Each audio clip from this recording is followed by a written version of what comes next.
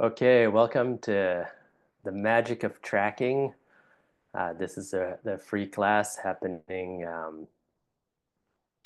don't actually know the date today, January 7th. That's right, 2024, as an introduction to the longer course tracking as a way of life. And I'm Arnaud, if I haven't met you before, for those of you who are listening to the recording. And It's yeah, 2025, I'm really Arnold. happy to be sharing this. Oh, yes. Good reminder, Alice. New Year was a week ago, so it is 2025. But yeah, I'm really happy to be sharing this in this way. I've been teaching holistic tracking in person a lot, and just it's one of my favorite things to teach. I just really love the way people become energized and empowered through it. And so I'm really excited to be here today doing this. And I'm just gonna unshare my screen for a moment.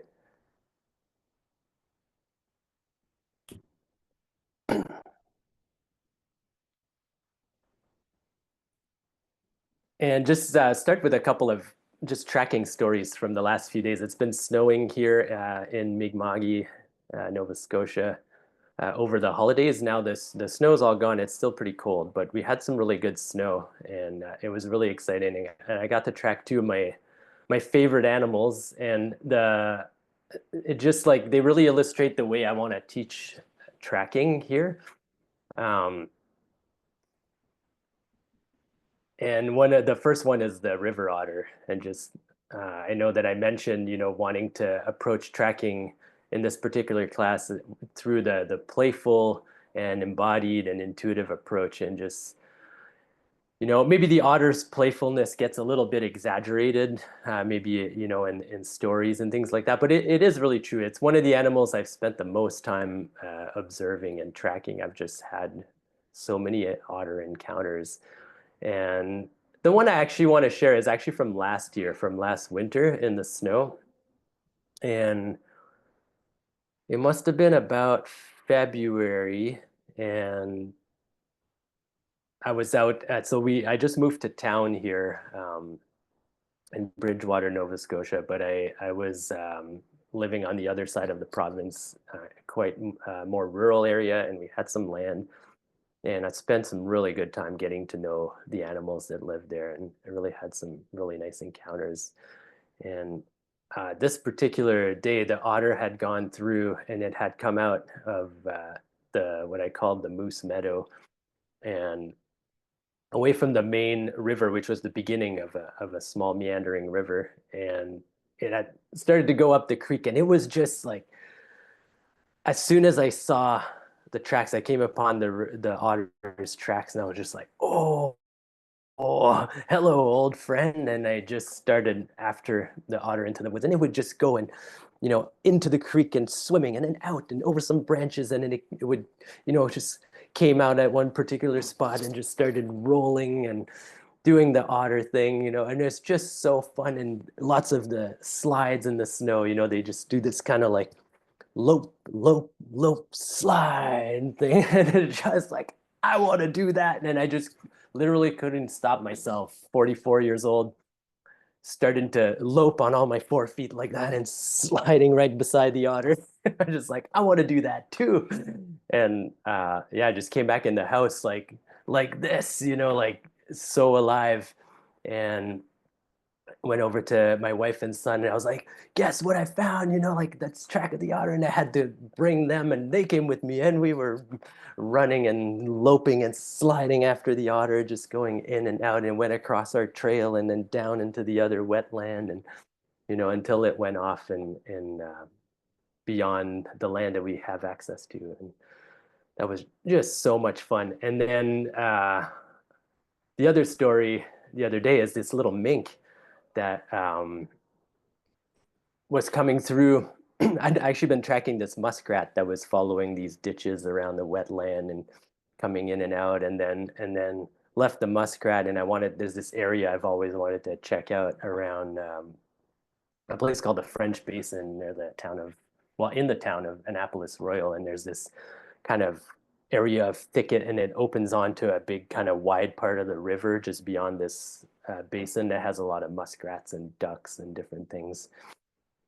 And I knew there'd be animals. I was like, there's animals back there. There's got to be. And there was snow. So I was really excited to go look for tracks. And the first track I picked up in just still a bit of an open area was this little mink that was just, he was just going on these little mink bounds. You see these patterns of two tracks where he's going like this little undulating pattern, and then he would go under the snow for a little bit, pop out. There'd be these little holes. He would just go whoop, whoop, pop out. And he's probably looking for there's probably a lot of meadow voles in there in the tall grass that's lying down under the snow. You'll see the little trail network when the snow melts, or if you go into tall grass and part the grasses, you can see their little highways and roads under there. And the mix going in and out and in and out. And coolest thing at the end, I've never seen a mink do that. The mink just poop, poop, poop. And then the river has a big cut bank, and the river is still a bit tidal at that spot. And also there's a dam that goes both ways. They used to have a tidal power generation station anyway, and so the water fluctuates anyway is the point. And the bank was probably like a straight, I don't know, maybe 6 foot drop, taller, a bit taller than me, so maybe like 6 to 7 foot drop into the river. And there was some a fallen tree with lots of branches kind of half sunk in there, and the mink just dove for it right off that edge and into the river. Um, and I'm telling this story like that of the mink, like I'm watching the mink, but actually, I was just following its tracks. But it really feels, when I'm telling this story right now, it feels like I'm watching the mink still. And at that time, it's like the mink was there. I could see it. I could see it in my mind, and I could feel it in my body. And that's what I love about this approach to tracking. And so I'm going to go back to screen share and just share a little bit, one of my favorite quotes here. So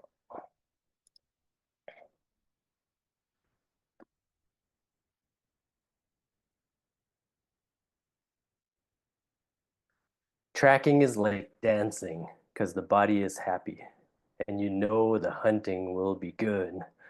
And this is, I wish I could remember which of the hunters his name, but I didn't remember when I wrote this.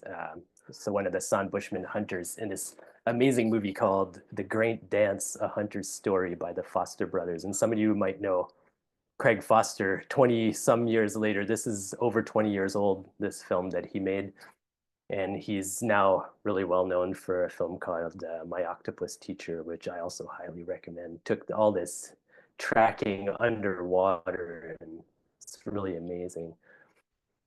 But the spirit of what we feel, because the San Bushman hunters are, well, not just the hunters, but the Bushmen in general are known to be the direct descendants of what we believe to be our common human ancestors.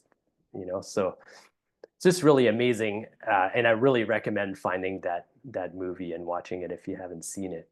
But that's really the spirit of it. Is like when we're dancing, there's this feeling to it that just really makes us come alive, and it's very like it's not in our heads. It actually has part of it is to get out of our heads, and that's really how I feel when I track an animal in that way, like that mink, like that otter. Okay.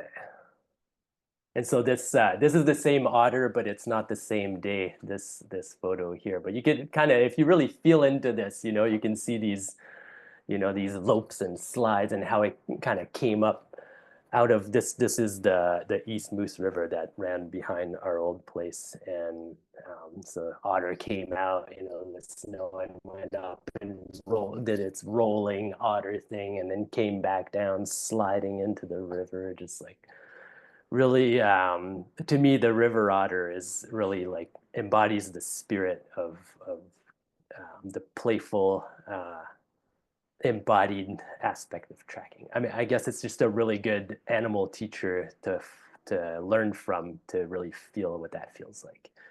So that's why I wanted to put it there. And this is the mink. So this is on the left side, the mink's little lope pattern, and then you can't really see the depth or like the height of the drop into the river on the right side, but that's where the mink jumped in.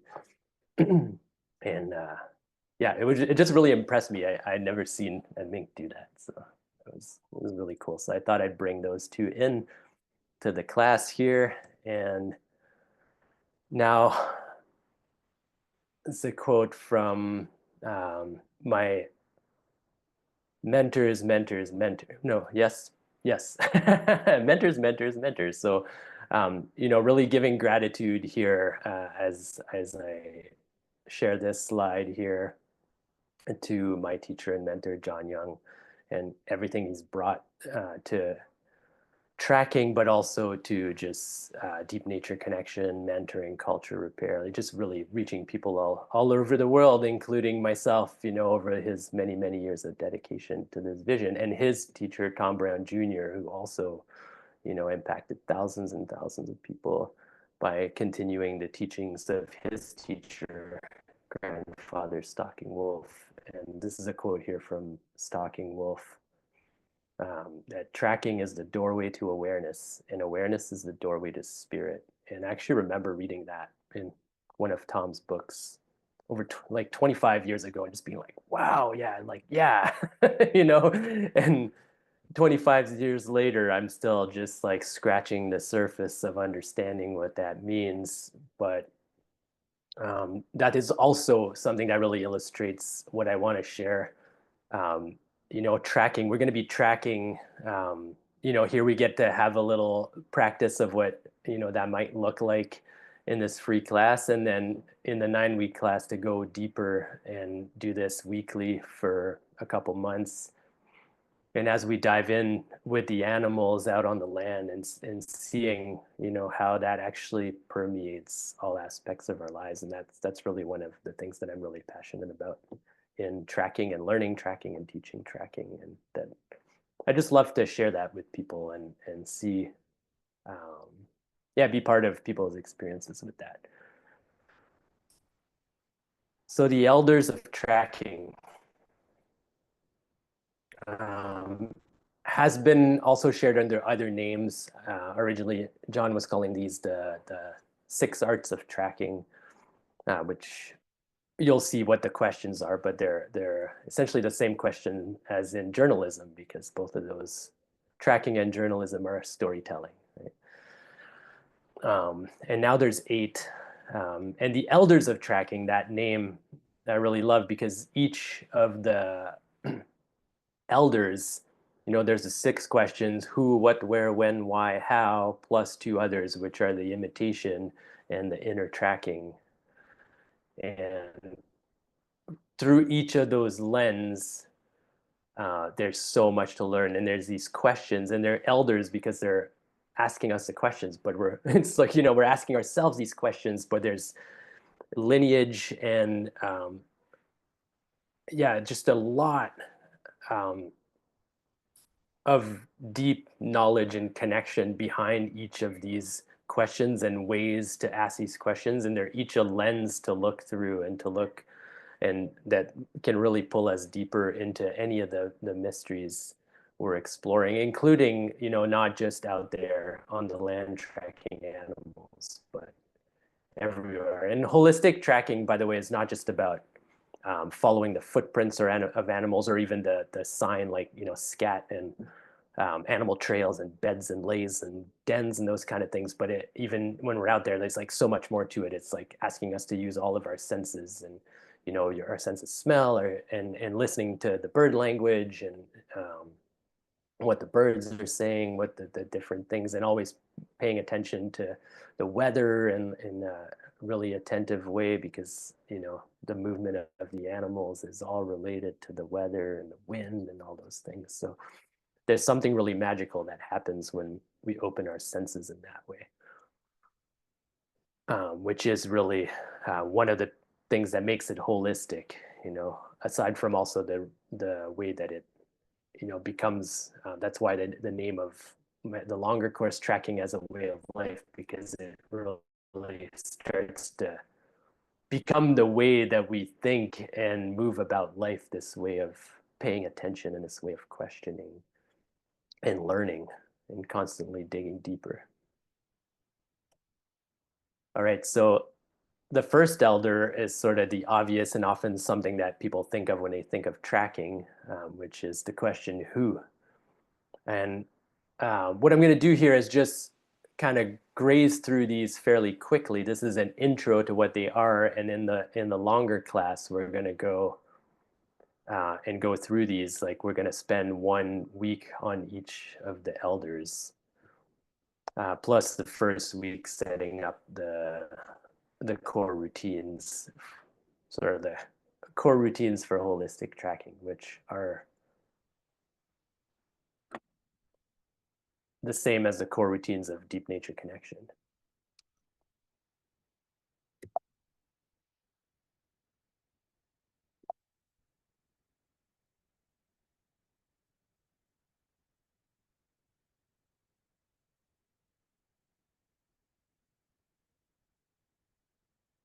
I just have to keep going. Somebody's trying to log in, but I'm not able to get out of my screen sharing here somehow. This is a good place.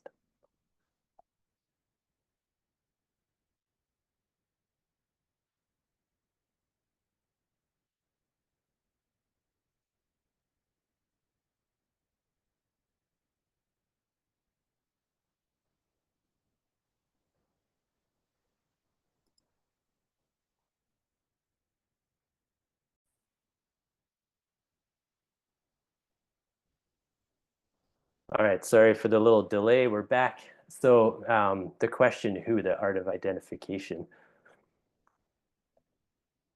So the obvious first question, what species is it?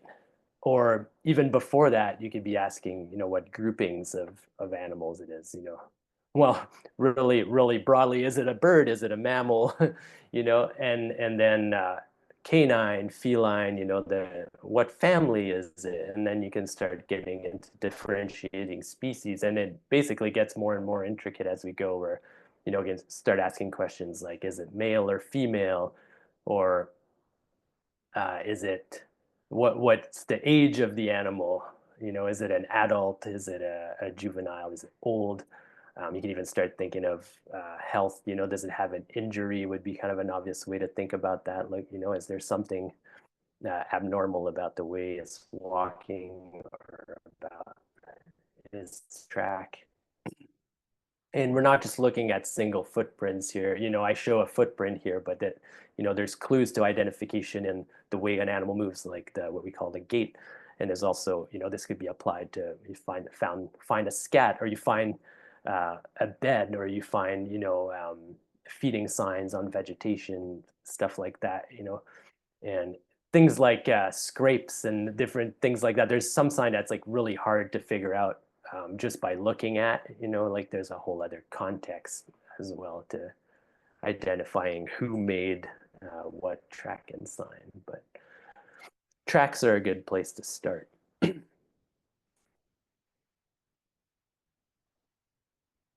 And then we have the question what, and in this case, the question what is kind of what was the animal doing? So the art of interpretation. So now we're starting to think of gaits, if you look at the picture, this is a coyote loping. That would be the answer. What was it doing? Well, it was loping.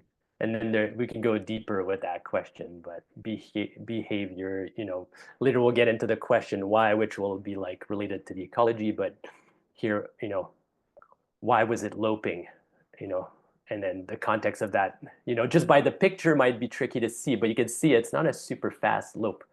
And um, so you could kind of think, oh, it's kind of just casually going away. And I almost see this um, where you see the tracks are pointing right a little bit.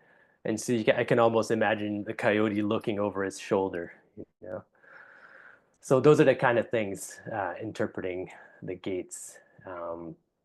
So So obviously like the sand and the snow and dusty roads and things like that are really good places to learn to do that. So what gait is the animal using and why? Breaks in the general pattern. So that's kind of where I was like, oh, it seems to be pointing right a little bit, or there might be like a slow down or a speed up or a stop, things like that. So anytime you see so you can see in this picture a regular pattern, and then if later on you see, oh, like I see something else. Okay, well, what is that, right? And in the spirit of how we're approaching this right now, it's not so much at this point. That will come later, you know. And I want to say this right now too, that learning tracking in that way, I'm teaching it this way, not because I think you can actually bypass all the, you know, the intricate knowledge that like there's people out there that have so much more of that than I do. Um, but what I've noticed is that if we start there with being too technical and like little intricacies, like I haven't seen a lot of people who can start there as beginners. So starting in this way just makes tracking really exciting and fun and not too intimidating. And then, you know, when we get really into it, then we can bring in more specifics and technique and knowledge and like intricacies, and we have the motivation to learn them. And then the intuitive, and it just like they keep enhancing each other. So um, that's why I'm approaching it like that. So you could actually approach like the break-in pattern. Like, I don't really know what that means with my mind, but you can start, you know, like, oh, okay, I think this is the front foot, and like start imitating it and moving it. And you might actually be surprised, even if you don't have a ton of intellectual knowledge about gait patterns, that you can actually figure out basically what the animal was doing. So uh, yeah, this is really fun, the what elder of tracking. So yeah, stops, head turns, gait changes, speed variations, hesitations, stuff like that.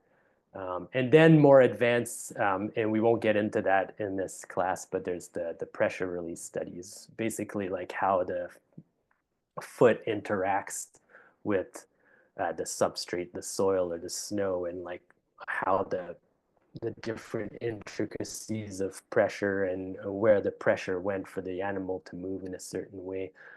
But you'll see it in these like very obvious ways, like where like, you know, dogs running on the beach changes direction really fast, the sand sprays everywhere. You know, you can tell, even a beginner can tell like, wow, there's a lot of energy in that track, or wow, this is very precise, you know, or yeah. When is the next elder, the art of aging. And this is probably the least rewarding to start with, because there's a lot of time to put into this for not a lot of reward. Like, this is really hard to learn. But there are, again, a few like basic things that once you know them, it's like, oh yeah, okay, I can actually like get a little idea, you know, like I make no claims to being someone who can say like this coyote passed here at 7:46 yesterday morning, you know, like, but I could probably say like this is fresh or this is not, or if you look at this track right now, you see raindrops in the tracks, and this is kind of an old track because you see it's a bit deteriorated too. But you know, if you try to remember that it rained, when it rained, then you would know, well, at least I know that this track was made before the rain because there's raindrops in there, right? So yeah, it takes a long time to learn, a lot of effort, sequence of events, and paying attention to weather, right? So little like I just gave an example of weather, or you could be like there was wind and the leaves blew at this certain time, and now it's calm and there's a bunch of leaves in the track. So you know, it probably the animal passed by before the windstorm, for example. But there's even sequence of events where, you know, if you know, well, a really easy one was like I walked here yesterday and then there's a track on top of my track. Oh, well, that animal came after me. Or sometimes in certain places, certain insects move at a certain time of day, and if the insect tracks have gone through or not, or if the animal tracks on top of the insects, that might indicate when the animal came by approximately. So peak deterioration, I was just talking about that. This, you can see this track is quite deteriorated, but there was rain, which would have also sped up the process. But a fresh track in nice moist sand like that is very crisp, you know. So and then rain deteriorates in a certain way, sun acts in a different way, sand behaves different than soil behaves different than snow itself, just as there's like so many different types of snow, right? So um, yeah, it gets quite complicated. So just like a lot of really, if you do a lot of dirt time, and you'll find it. And we'll have some little exercises to begin to learn that in the class too. Um, if you know an animal, or a species usual kind of regular routine, so that could help you. So it's not necessarily the clue that's in the track, but it's like your knowledge of the animal. Um, wisdom of the marks is an exercise, where you can either make a track with your foot or an object and watch it deteriorate every day. So it's kind of a controlled experiment of track aging. And the other way to learn this is to find tracks. And it really helps if you see a track you made freshly and then watch them age over time. Like, oh, this deer track wasn't there last night, but it's there now. Okay, now I'm gonna come by here every day, and every time I come by, I'm gonna look at the deer track the weather. Yeah, and then I talked about getting to know different substrates like snow, sand, soil, clay, all these different um, places that footprints get made in that age differently. I really love this question, the question why. And the question why is the question of ecology. It's about knowing your place. So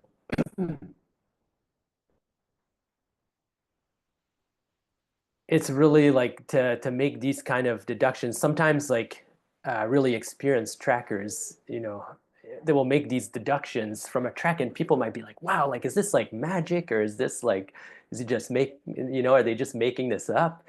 But oftentimes you might find that that person just knows that particular place really, really well, and therefore they're able to deduct what the animal would have been up to or where it might be now because of their knowledge of the place and how the place works and how the animal interacts with that place, if that makes sense. So um, yeah, so knowledge of the animal really helps both the species, and if you can even take it to the level of individual, when you really get to know one place really well, then you'll have even more ability to make deductions for that specific animal. So really, but knowing animal behavior and then knowledge of the landscape, like seeing through the eyes of the eagle. So like being able to, in your mind, rise above the landscape and see it from above, so that like a map, having a mental map of the landscape and how it works. And it also does help to look at maps a lot of a place that you're tracking, and whether it's paper maps or Google Earth is actually really awesome now, especially in the satellite view. And when people get really serious about learning this too, it's like drawing our own maps from memory. That's like a really powerful way to get to know our landscape in that way with the eagle's eye view. One of the things we think a lot about too is the interplay of extremes, which means like, on here's an example. Last winter, came into the national park close to here, Ganjimakujic, with somebody I was mentoring, and it was a cold, sunny day with a wind. The wind was blowing. I'm trying to remember. I'm testing my own memory right now, but I think it was blowing from the north, maybe northwest, something like that. Anyway, it doesn't really matter, but I thought right away, I was like feeling the sun, feeling the cold, feeling the wind, and even feeling where I would want to be. We were on cross country skis, and I was like, if we go on the lee side of the slopes that are exposed to sun, we're going to find animals. So we did that, and we actually ended up scaring some deer because we came quietly and a little bit too close from their comfort that were there hanging out.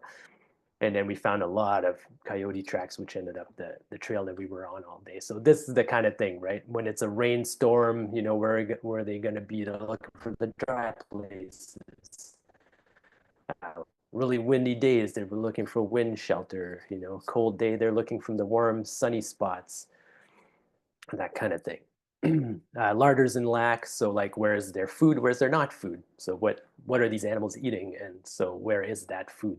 And go to that food, likely you're going to find the animals. Predicting the animal's movement through behavioral and ecological clues. So that's kind of what I was just talking about in the question, what would you do? So that's what I did when I found those animals on that day in the winter. It's like, where would I want to be if I was an animal? Well, I want to be in the sunny, wind-sheltered slope. So a quote from Tom Brown Jr., which I really love about this, which is, an animal is an instrument being played by the landscape. And if you really think about that, it's beautiful. It's like the way the landscape was made by all the forces that shape the earth dictates how the animal is going to move along that landscape. So if you can really tune into that landscape, you can understand the animals. And of course, each animal gets played differently, so they all have their different niche.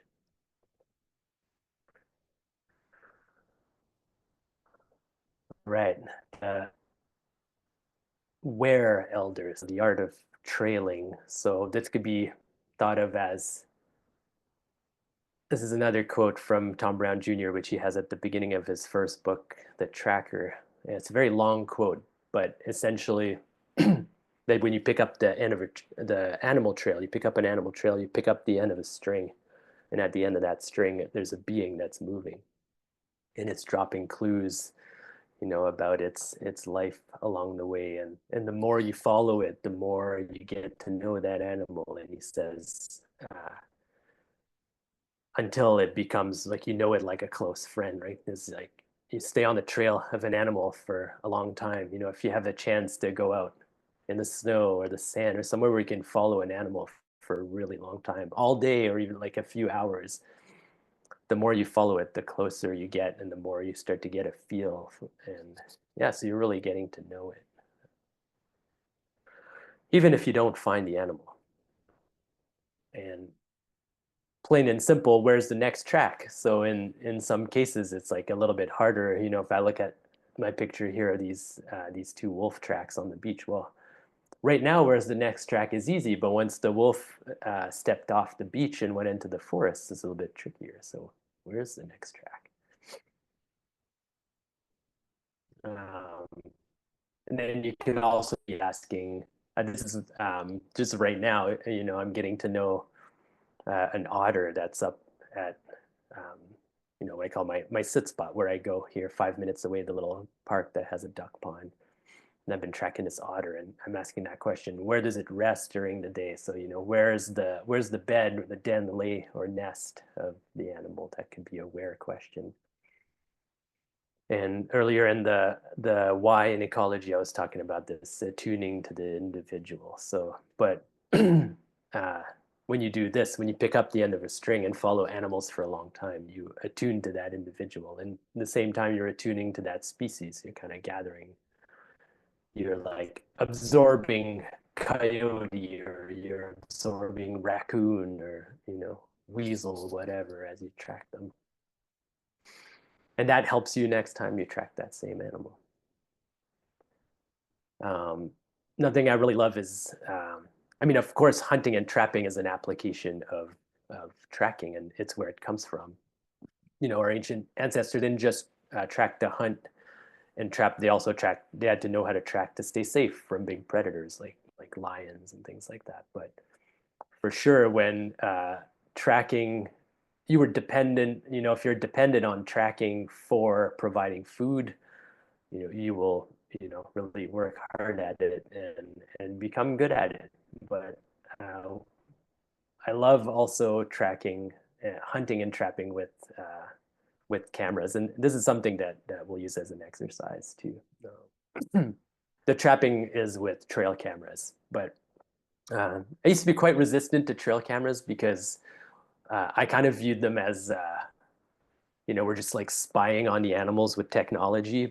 But another way to approach trail camera, which is really fun and can really help our tracking skills, if say we don't need to trap for food, but we still want to see if we would be able to catch an animal, then you can actually specifically set a trail cam trap, right? So go like, okay, I'm gonna try to catch this mink, and so where would I set up my camera trap, right? And if I catch a raccoon, oh, I didn't get it. If I catch the neighbor's cat,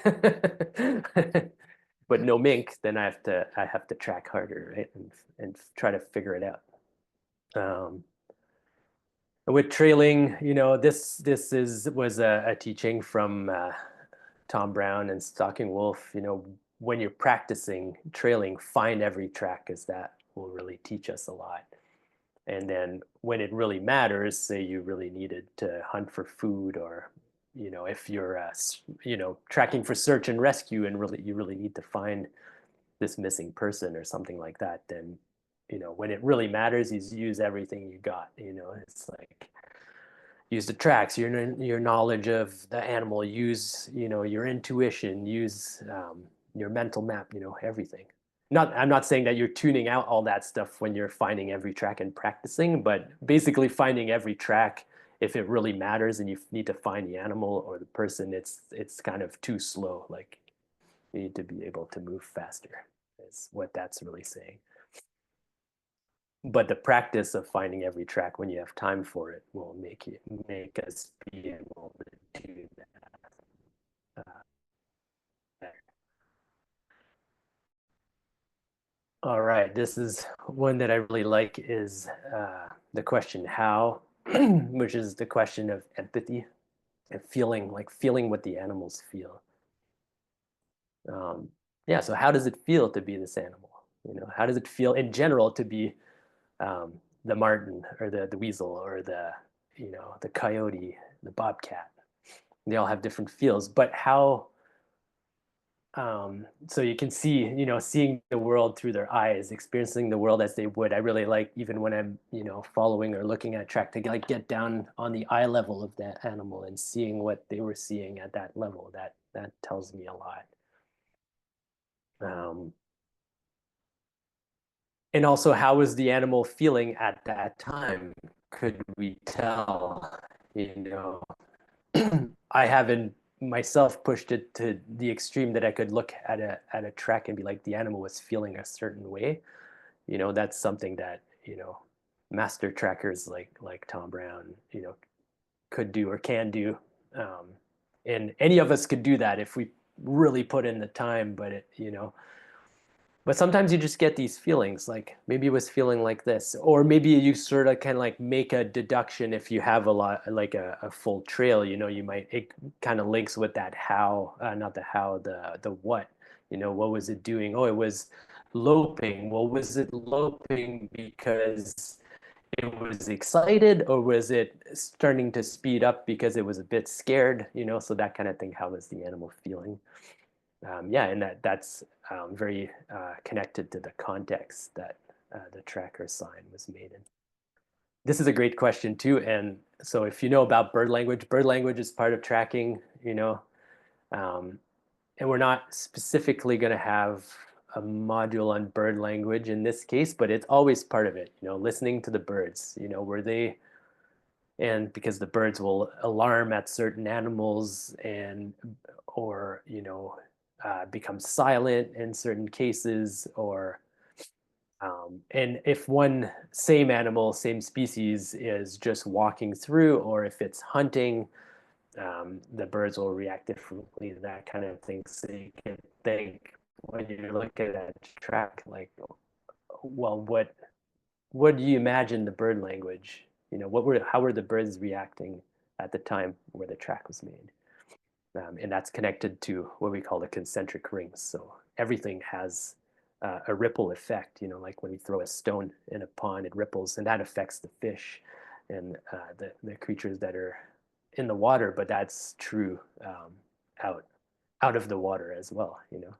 Whether we walk softly or we you know making big vibrations with our feet, or whether we're quiet or we're talking loud, or and then every a hunting animal has a ripple effect on what's going on within the other animals and birds around them. And by doing this empathy tracking, we can eventually absorb the mind of the animal, so to speak, right? Like, um, it's kind of saying that it's helping us track to, imagine ourselves as the animal, and like as that animal, and to feel what it feels, but that also will have a ripple on us like that. It's like one of the ways, I believe, like one of the ways that the animals teach us is that by, kind of just like when we learn empathy with other people, where, putting ourselves in someone else's shoes, where in this case, we're putting ourselves in other animals' shoes. And that's teaching us all sorts of things about ourselves that, I've found that have been really helpful. This is really my favorite part, and it's kind of this piece is going to be part of the whole. So every elder that we focus on each week in the 9-week class is going to have is going to be yeah, like infused with this energy, imitation in animal form. So really making it embodied. This is me being a wolf in a wolf tunnel on a little remote island off of Vancouver Island a few years ago. Um, yeah, so imitating animals to build a relationship with them. So we're actually learning about animals. There's a lot of different ways, and we're gonna do some of those exercises in the class too, that we can imitate them to learn about them. Um, and really like embody these animals, and these are ways, like when we said before, like use everything you got. If you can't see the trail, well, you go into the how, like seeing the world through that animal, and you go into the embodiment, and you just, I've literally done that, like, and many times, like, okay, I'm gonna start to, you know be a deer, and I just start. You don't even have to get on all fours to do that, but you just start, like, just feel like a deer, and move like you've seen the deer move, and think like a deer, and all of a sudden you find yourself on deer trails, and you start finding sign, and like that kind of thing, right? So that is a really valid way to actually track. And this is one of my favorites. We'll do a lot of that too, is interpreting tracks and trails. I mentioned it earlier too, by imitation and role playing, and that can be done many different ways. You could go on all fours and try to like figure out what the animal was doing with your body, or you can, with people, you can do that too. You can practice with people track, stand in their tracks, and you're gonna be, oh yeah, okay, that's what they did. And but you can also do that, the same thing with your whole body, but like on still standing on two legs. I often do that. I use my hands as if I was walking, like, right, right now I'm doing the deer hooves, right? Um, but you don't have to actually get on all fours to figure out that way. The other way is to use your hand. When I do small animals, I'll do it like that. Although I could also become a mink on all fours, but oh, here, the mink was doing that. Or you can follow the tracks with your fingers, and that kind of thing. uh, yeah, all fours, whole body, or hand gestures, different ways to imitate the tracks. And then the other piece of that is because this is something we'll talk about too, is like the importance of telling our story. And like, when I'll talk about it a little bit after in a little bit, but living the story anew with imitations. So like when we tell our stories with all of our senses, not just recalling facts mentally, but like putting ourselves back in the time where we were actually out there gathering the story, and also adding imitation, like I was doing in the beginning, um, with my otter and mink stories. And then there's dancing the animals. This is a whole other thing. But this is a common thread found in hunter-gatherer cultures around the world, of a way, there's specific ceremonial and cultural aspects to it, but there's also a piece in there about how we learn about the animals and get to embody them in that way. That's very pragmatic too. Uh, yeah, this is some of my favorite things too. And then there's the inner tracking elder. So, one aspect of inner tracking is actually, how to we can apply all the elders of tracking to life in general and to our modern life, and I'm really passionate about that as well.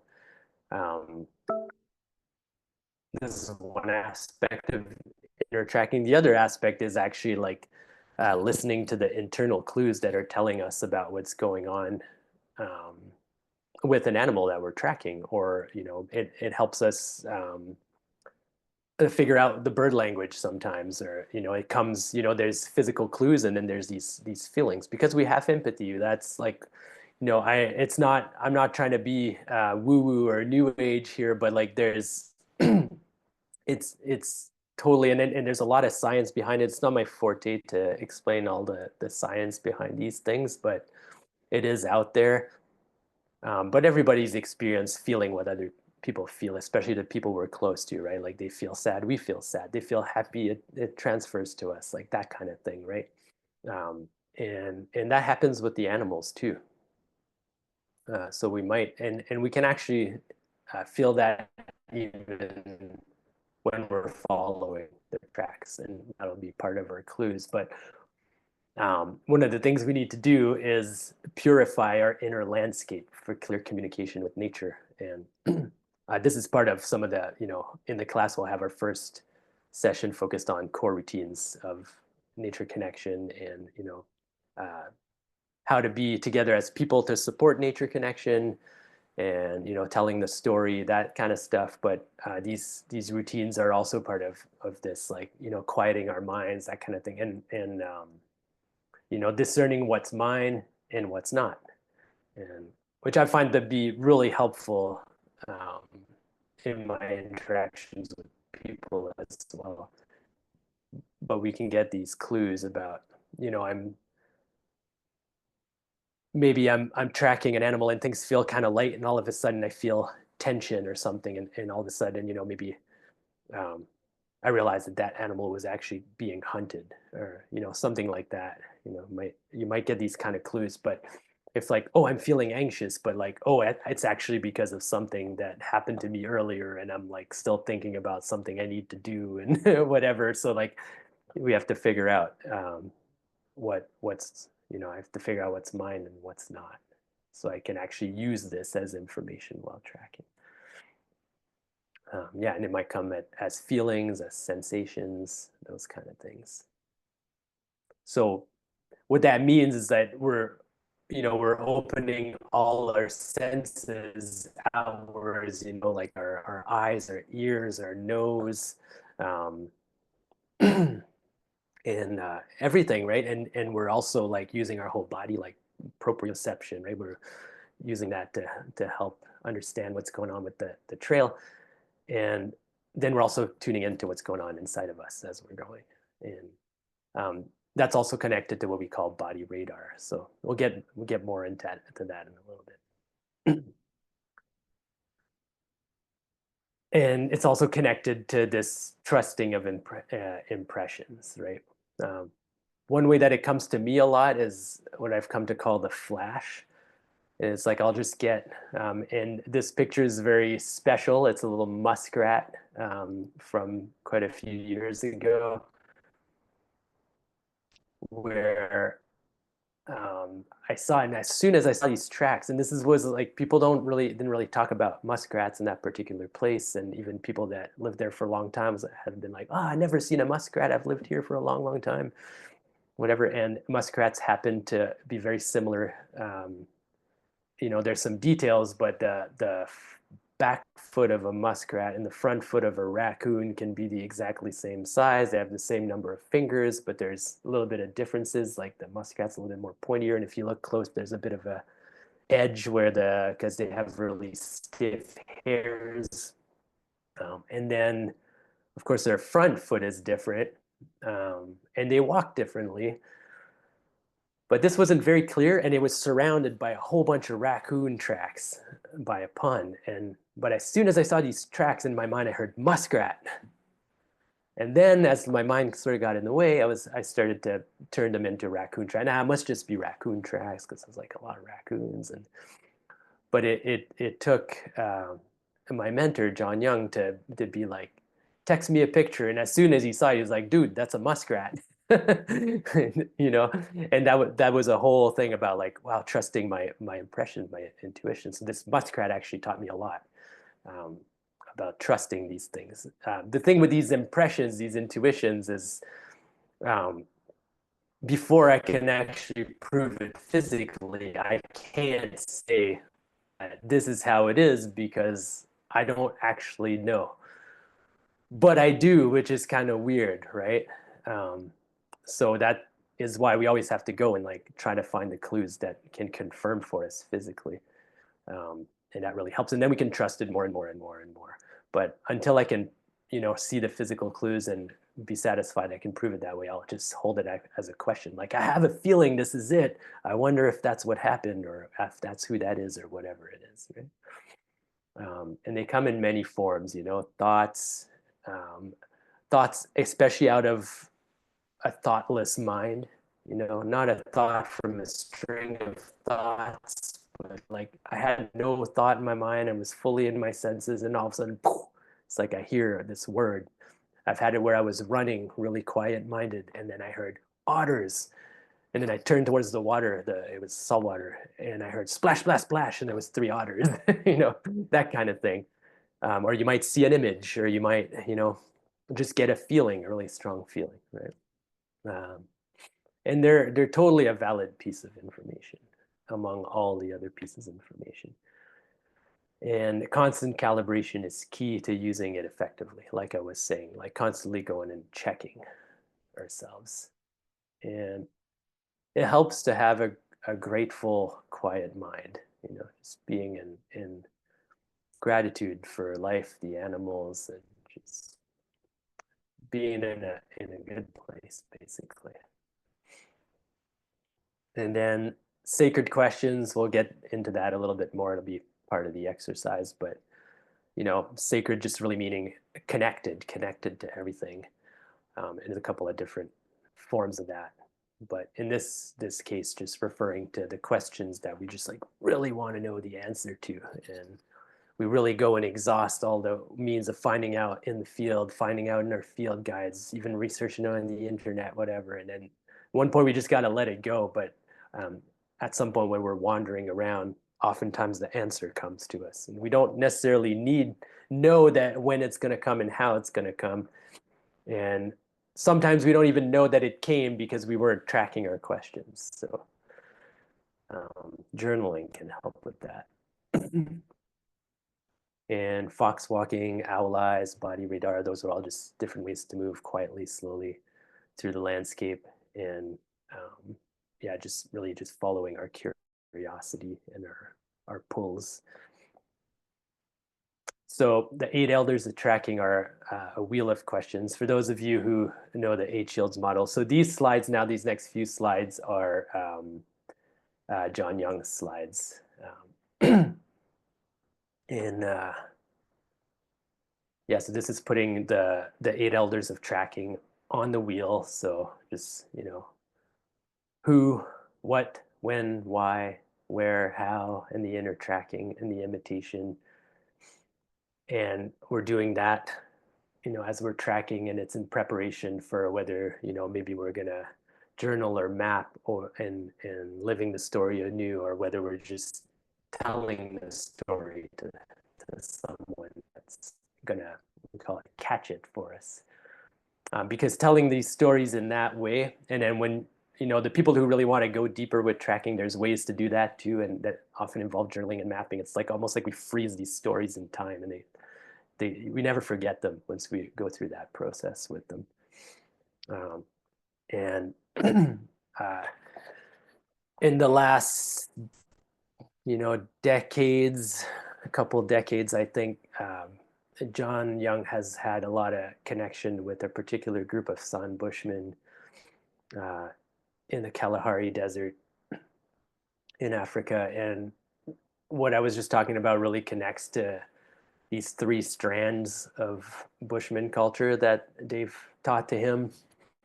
The first one is the scout for the village, or Tom Brown would say, like, we have to go and gather the stories of the earth and the earth's stories and bring them back to the people, like us people who want to be like. That's one of the reasons I love to teach more people to track in this way. It's like people have forgotten the stories of the earth. I watch people. Just a couple of days ago, I found these beautiful otter tracks sliding on the pond, and I was just in awe. And people came walking by, and I decided to just kind of go up. People never look up, so I just sat up, but not looking too weird. I didn't want to hide in the bushes, but I just sat up on a rock up the hill above, and they walked by talking loud, and never looked. You didn't even see that there were tracks there. Wouldn't even been surprised if the otter was actually there. They wouldn't even have saw it.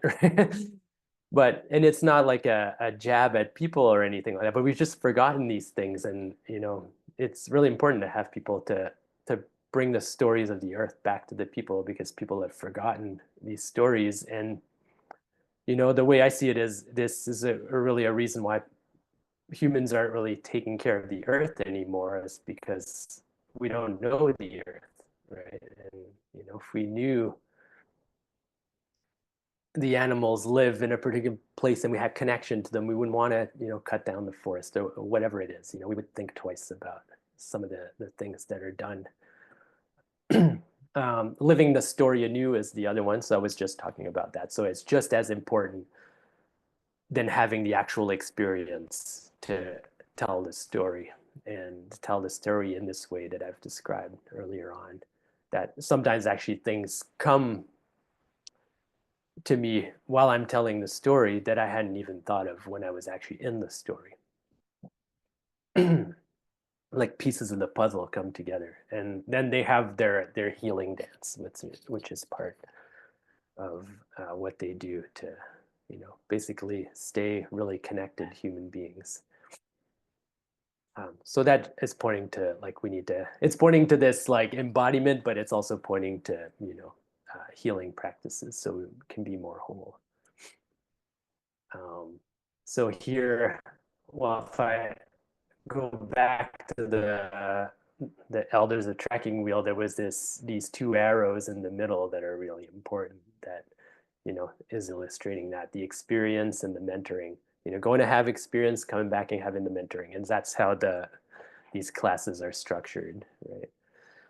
Um, and it's also to balance having connection with nature and having connection with people, and that you know nature connection enhances our connection together as people. Like, I really like to connect with nature connected people. It's very nourishing. And the original two arrows that were taught to Tom Brown, or to Tom Brown by Stockenwolf, and then to Jon Young by Tom Brown, was the middle one, ceremony and awareness. So it's a balance. Awareness is going out there, tracking, opening our senses, paying attention, and in a really deep way. And then the ceremony here in that case, what I want to talk about is actually just making our storytelling a ceremony by applying these. And I'm just going to glance over these quick too. Um, the foundation stones for connective culture, developed by Jon Young and his team at Connection First. And this is years of research, part of these 64 cultural elements that Jon identified, from people all over the world who had just, it's actually started as research as the cultures who produced the best trackers, and then it evolved into the ones who have really deep nature connection and people connection. Um,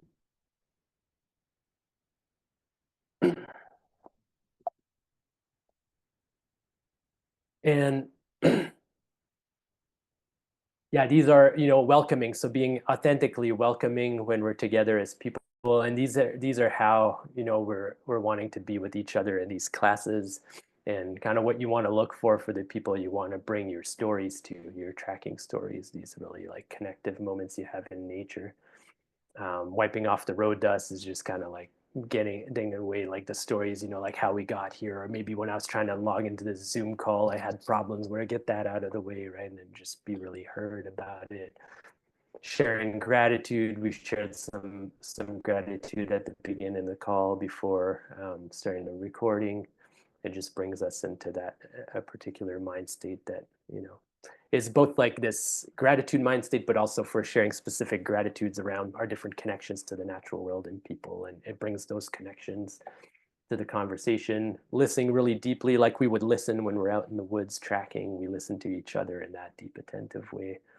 Culture of allowance, people being able to just be themselves and that be okay, and in that way we can really lift up each other's gifts and our own gifts, and that will all support peace, love, joy, and purpose.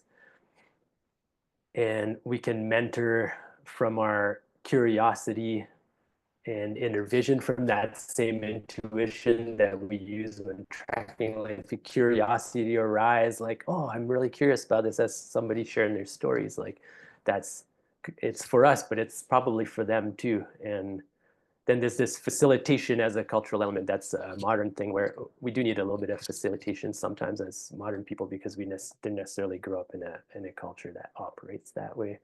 And then just making sure we close in a good way when we finish being together for a certain purpose, that we find a good way to wrap, what we say, wrap the bundle. Yeah, and we'll be talking about these as part of the core routines in the class too.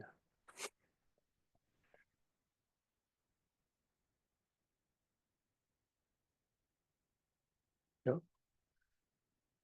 And yeah, so all of that supporting, ultimately our connection to nature with the mentoring and the experience and the people in nature, and the deep experiences in nature with our senses and with the beings out there in nature, and then coming back to people who are embodying these 10 stones, or learning to apply them.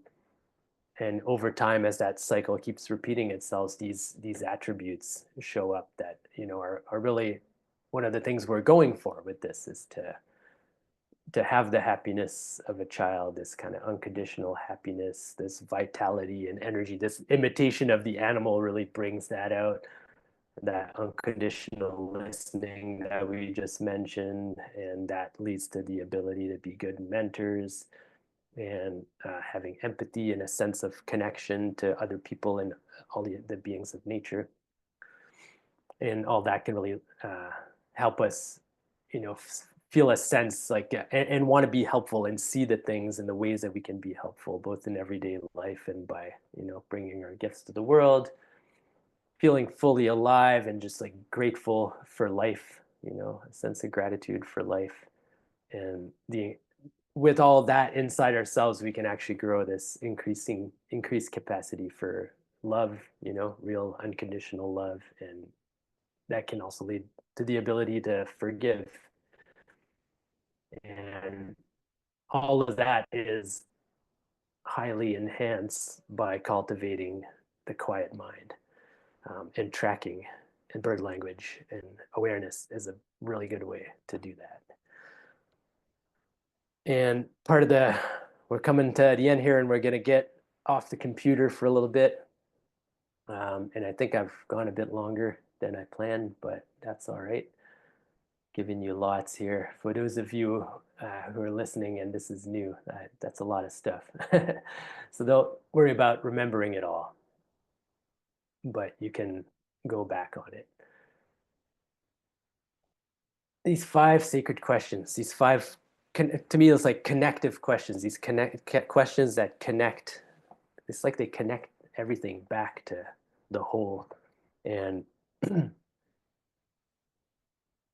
there's the observation, and the facts observation through the senses, what's happening or what happened in the story. We'll use these to reflect on our experiences, and the interpretation comes making a hypothesis of what the observations are telling me. So, what's it telling me? It's a very like more like a cognitive process of like, what is this telling me? What am I learning from this? And then the making meaning, deeper life teachings. The question is, what is it teaching me on a deeper level? So this is more like, oh wow, like I was out tracking, I made all these observations and what they were telling me about the situation, but now like, oh yeah, what did that teach me maybe about myself or about life in general?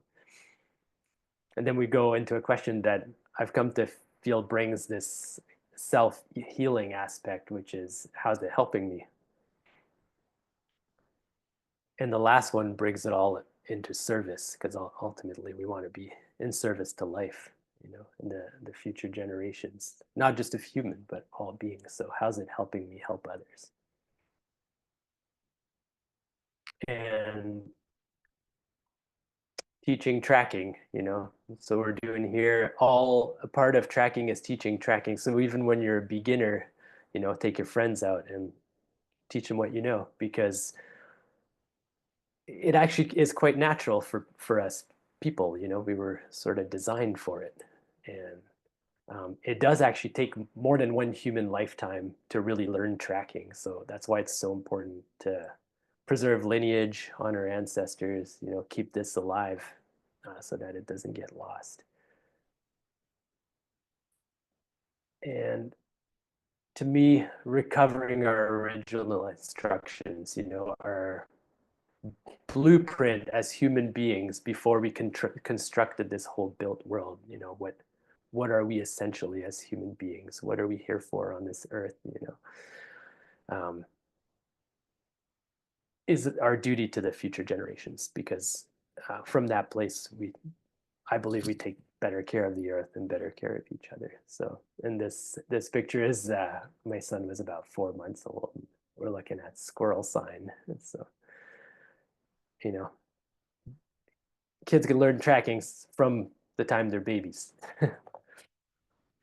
All right, so that is it. We're gonna do the exercise, and I think we're gonna do a little bit less time, just because I'm sorry I talked for a little bit longer than I was going to, but let's do it. And I'm gonna leave the screen share on so that you can just read it after. And at the end, I'll set a time for us to come back. And for those listening to the recording, you can just pause the recording at this point and go do the exercise and then come back. And for those of you who are here, and the ones who come back, after recording, you can just keep practicing this more after the call, but we'll just go for a little bit just outside our house, see what happens right now, so that we can do it together in real time. And we'll come back and just write a little bit in the chat, um, as a harvest. Or maybe, yeah, and then maybe I'll ask a few people to share their voice there too. So the exercise is just kind of apply some of these things that really basically go out there. I'm just going to recommend for this, for the class, we'll have like a place that we can go, right outside our door, that we can go anytime. This where we'll do these short little exercises, and then we have another place or two that will be our tracking spots to do the stuff over the week and really get to know. But so this, I recommend just go outside your door, and just open your senses, however you know how to do, go into let your eyes soften and go into a wide angle vision. Listen to the really quiet sounds around you. Give thanks in any way that for the gifts of nature, the gifts of people around you, yourself. And then just ask the question, who lives here and what did they have to teach me? Thinking of the animals. And if you already know some of the obvious animals that live there, you could also add who else lives here. But also, even that quote unquote same old squirrel has a lifetime of things to teach us. So, and then just let that question go. This is something we're going to use a lot in the class. So surrender to that question. Just let it go. When you whether you speak it out loud or feel it, think it, just like really feel it, like you really want to know. Put your passion into it, and then just let it go. And then just walk slowly. Those of you who know fox walking, that's what I'm talking about, fox walk. But if you haven't heard of fox walking, just walk slow and soft, 3 times slower than you normally would down the street. And then follow any curiosity, whatever it is, even if it seems silly to go look under this, whatever, garbage can, like my spot here, I'm in town, but there's a beautiful river and, it's like there's going to be things, so follow your curiosity or any kind of those pulls we were talking about inner tracking, like I'm really feeling drawn to go this way or to go there, or to go see that, or to sit here or to wander this way, so just follow that. And that's it. And if you find something, use whatever comes to you from these elders of tracking. Don't try to remember everything if this is new to you. And if this gets in your way and makes it too heady, just let that part go and just do the curiosity thing, right? And set an alarm for those of you who are on the live call to come back on time so we can share. And for those of you listening to a recording, you can actually go however long you want. And when you come back, journal or share your story with someone. And I'm going to leave this up. And on the side, it says write back 10 minutes are those 5 sacred questions. So if you want to you can use those as you're writing back, as you're reflecting. So we'll use that as our journaling. So let's do, wow, we're not going to have a super big time. So maybe I think we can probably do something in 15 minutes. And then, write for 5 minutes. So it's 26 after the hour. So if we came back at 1:45, so whatever time 45 where you're at, and then just write for 5 minutes, and then at 10:02 we'll come back, and we might go like a few minutes over, but I have another call coming after, so we'll go much more than 5 minutes or so. All right, so I'm gonna pause the recording now.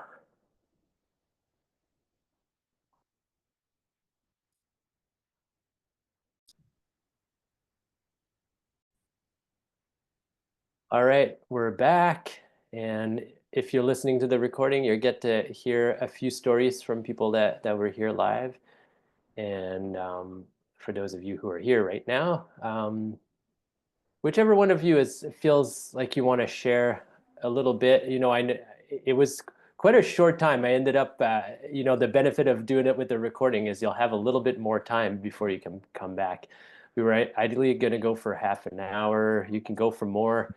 And we're actually, this is kind of, you can, do this again and with lots of time on your hands and explore the elders of tracking a little bit deeper. And you can go back, on the recording and oh yeah, I want to remember what this one was, or like whatever it is, and go back out again. These endless teachings in there. And of course, we'll go deeper in the longer class. But here, let's catch a few stories. We're out for 10 minutes. I'll share mine at the end too. A really quick little story. But yeah, so just, whatever was the little nugget, if anything happened or if nothing happened, it wasn't a long time, but we were out together with an intention. So I'm really curious to hear, and not everybody has to share, but if you feel called to. So just open your mic if you want to share a little tidbit.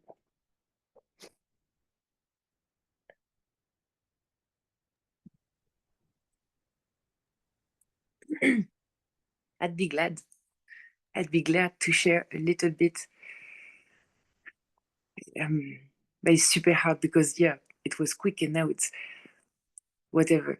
The words are fox and amount of leaves and branches. And I could see water, like tracks of water coming from this mount because it's on concrete. And so because it's restraining water, then we could see that there was water. And And yeah, fox. And at the end, I did like the only fox move. I'm sure it's not the only one, but well, the fox move that came to my mind was when they, because when they, uh, in French we say quand ils mulottent, they're voling, like getting some voles. Um, and yes, because coming back from my tracking wandering, at some point I heard a leaf, like a dry leaf on the concrete, and it could sound like a mouse, and that's how I wanted to vol on it. And that's it. That's my bit. And I was so grateful. I was so grateful to be able to live this experience and knowing that I was going to share my story at the end. Thank you. Yeah, awesome. Thanks, Kemi. So it was like the that you felt the fox energy and like it urged you to pounce on the leaf, or was there also a connection with that mound of leaf and the water coming out that there was you thought that was an imprint? I wasn't sure if that's what you were saying. Um, the fox came to me, like, actually I was I was having a wee pee before going out, and so I was just like sitting and put out my owl eyes, like ground vision, to get into the exercise even if I was not outside yet. And as soon as at the second that I got into my owl eyes, I felt like a fox for a second. And then I went outside and I went back to the exercise, like calling in the quiet mind, giving thanks, and asking this question, translating it in French, and asking the question. And oh yeah, and I had my eyes closed, and as soon as I opened them, I saw this mount that was in front of me. And actually, I have another story of back then with a fox on a mount looking at the sunset. But actually, I never saw the fox, but I'm sure it was on the top of a mount. Voila. Did it answer your question? Yeah, thank you. Awesome. Well, you definitely go back and like look for more sign on that little mound and see what you find out, or you know, search the area, follow that body radar again and search the area, see if you might find any signs, or who knows, maybe if you be a fox for a while, you might stumble upon some fox sign. And if you don't, it doesn't mean that it wasn't there. It might mean, well, it might, but it might also mean that uh, the sign isn't just not visible to you. So yeah, that's super fun. Yeah, I love that kind of stuff. Um, yeah, Sharon or Alice, did you want to share anything? I can share. I had to bundle up a little bit. I wasn't prepared to have to go outside in the snowstorm.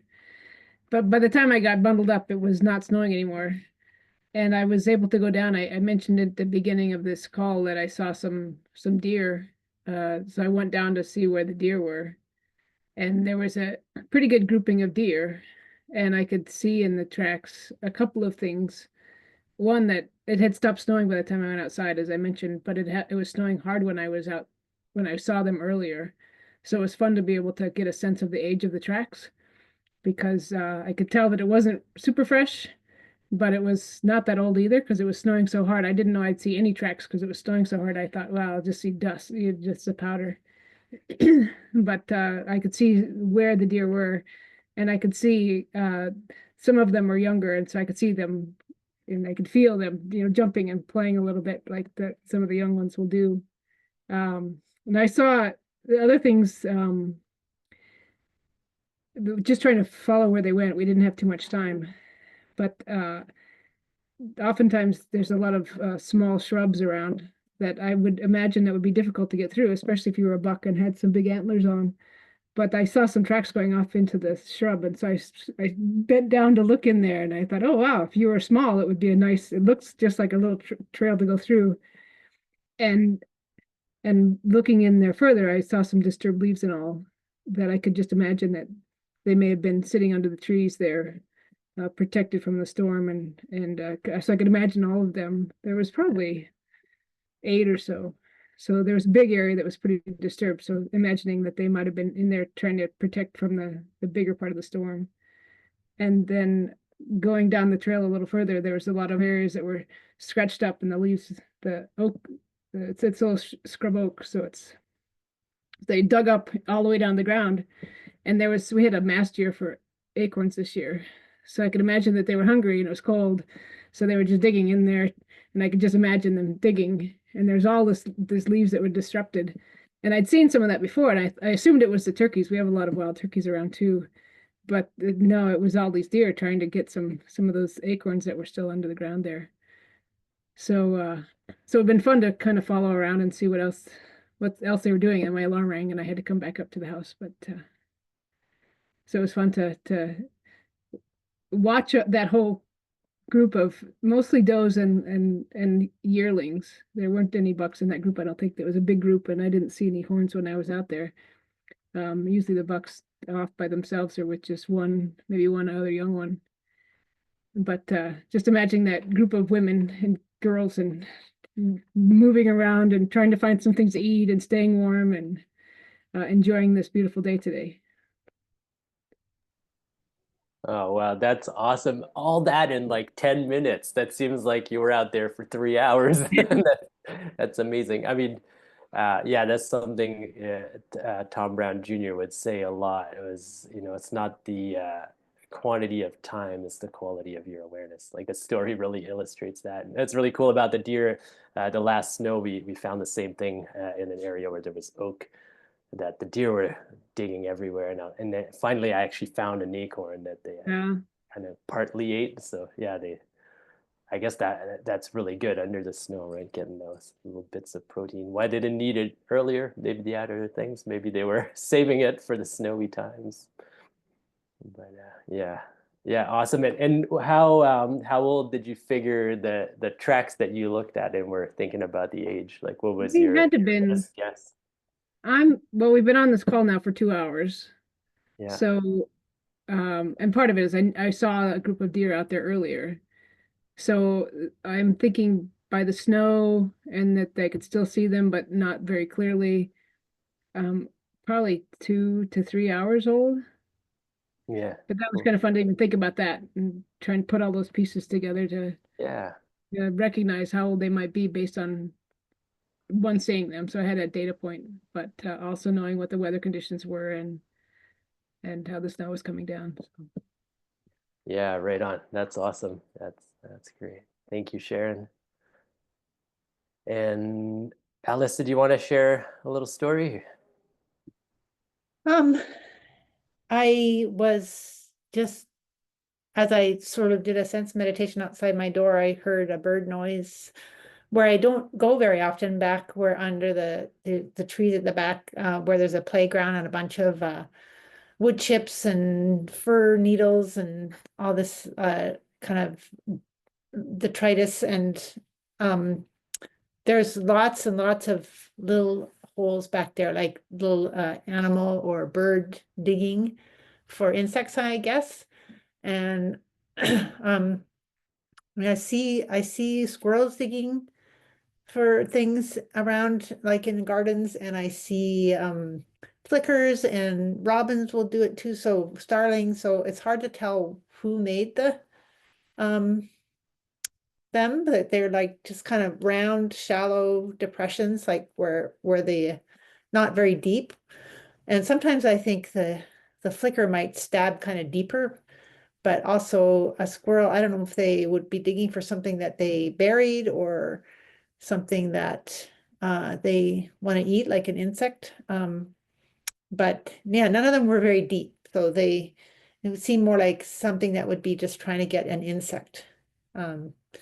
And I was curious about the fence, partly because I could hear a hummingbird doing its little murmur song up in the trees. And then I looked at the top of the fence, because I know Arnaud has often said, you can sometimes find hares on the top of the fence. But what I noticed is that there was lots of green algae kind of stuff on the sides of the top of the fence, but on the top there wasn't. So, and I'm pretty sure it's a squirrel highway, because I see squirrels on there, but just interesting to see that kind of evidence. Yeah, and while I was listening I looking out my window across the street, I could see a bunch of crows in this tree. And so when I was finished looking at the holes, I went across the street because I think somebody's feeding them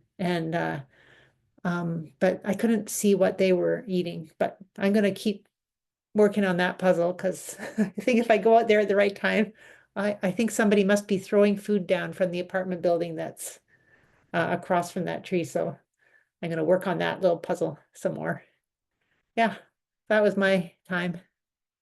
Yeah, that's fun. Yeah, and one thing that I would pull out of there is just how that's one of the best ways to learn the tracks and sign when possible is to actually watch the animals make them, you know.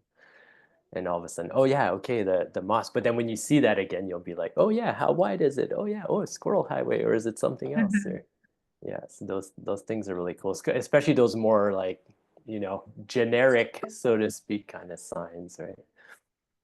So that's really cool. Or after you track, like one of the things happened to me on our the land we lived on for a couple of years when we first moved to Nova Scotia.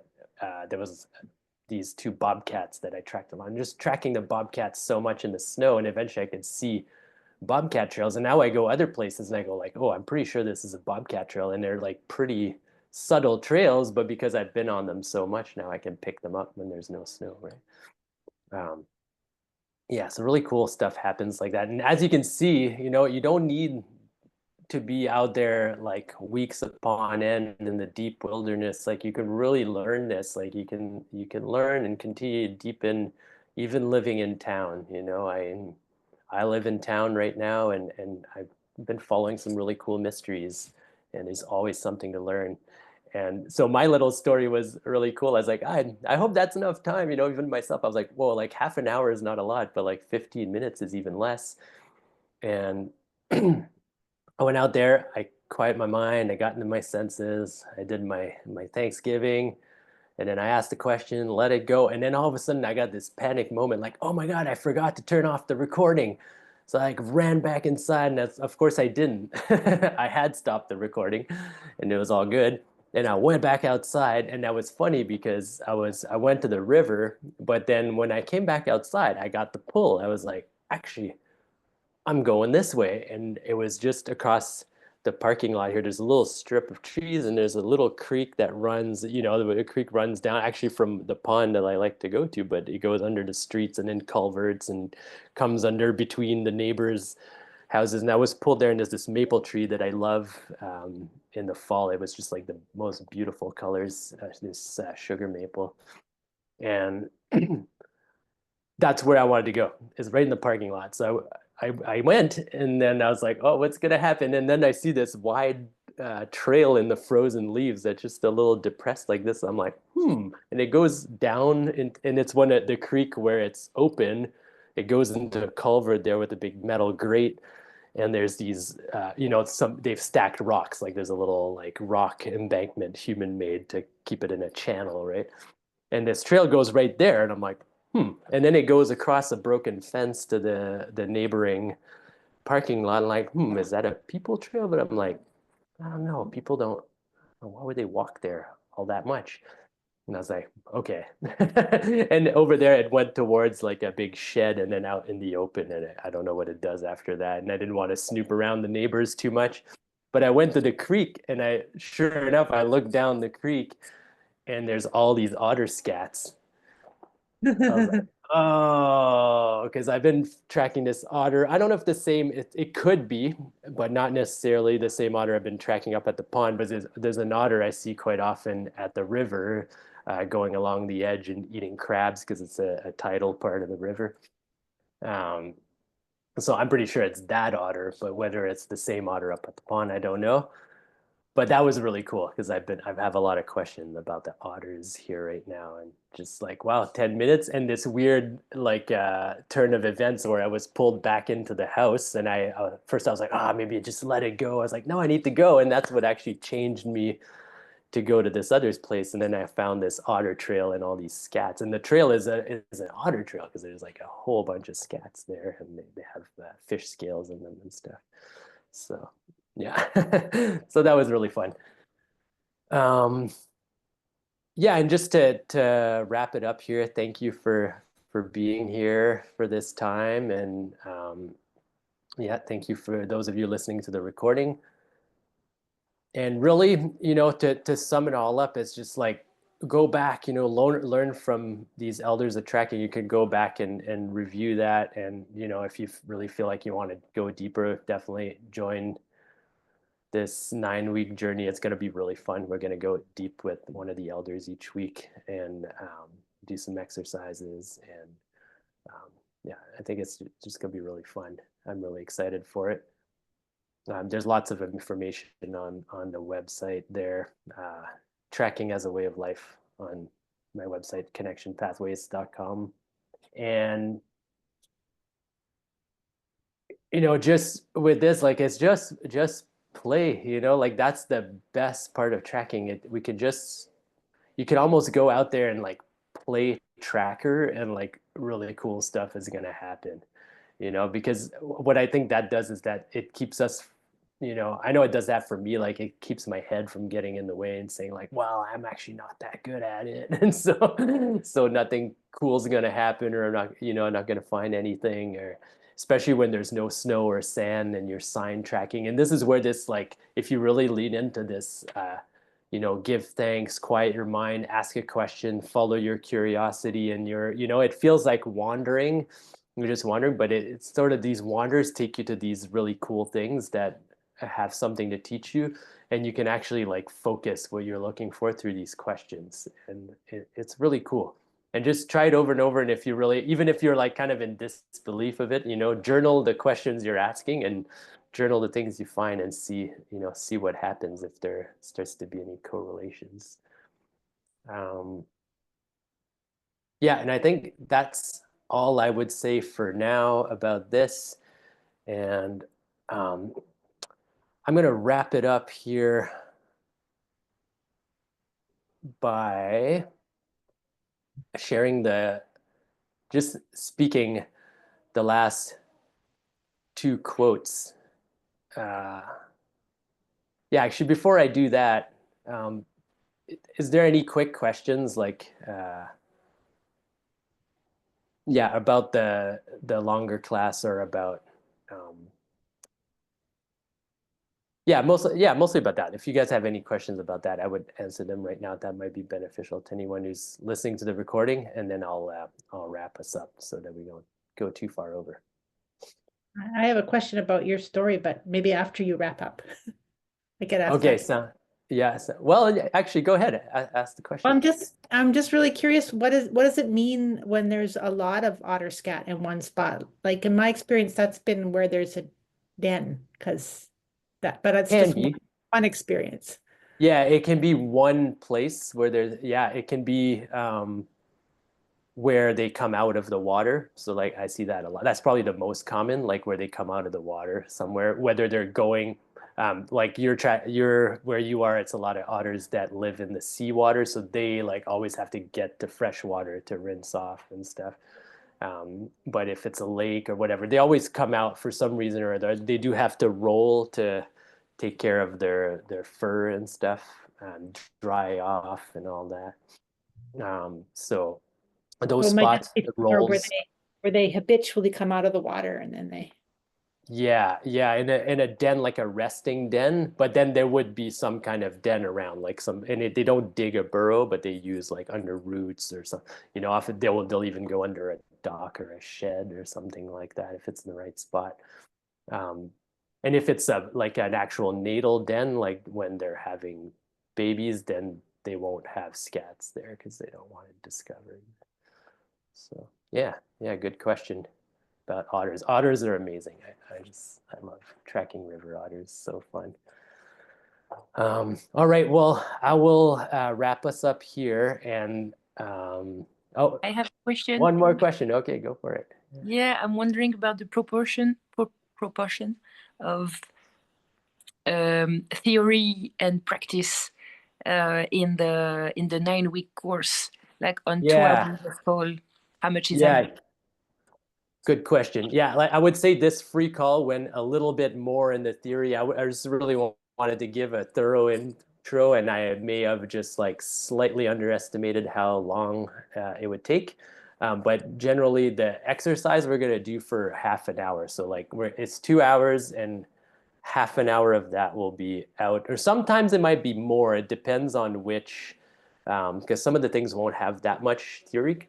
There definitely won't be as much as today, but there will be enough. And then I would say the exercise will be usually between 30 and 40 minutes, and then 10 minutes to write back, and then some harvest. And so then it'll be more kind of conversational, like this, towards the end. And then, of course, lots and lots of practice through the week between. So that's when lots of practice. And there'll also be like an online group if some people want to be using that as journaling and replying to each other's stories and stuff. That will be a thing too, so you can have a constant cycle of experience and storytelling like Oh, that. cool.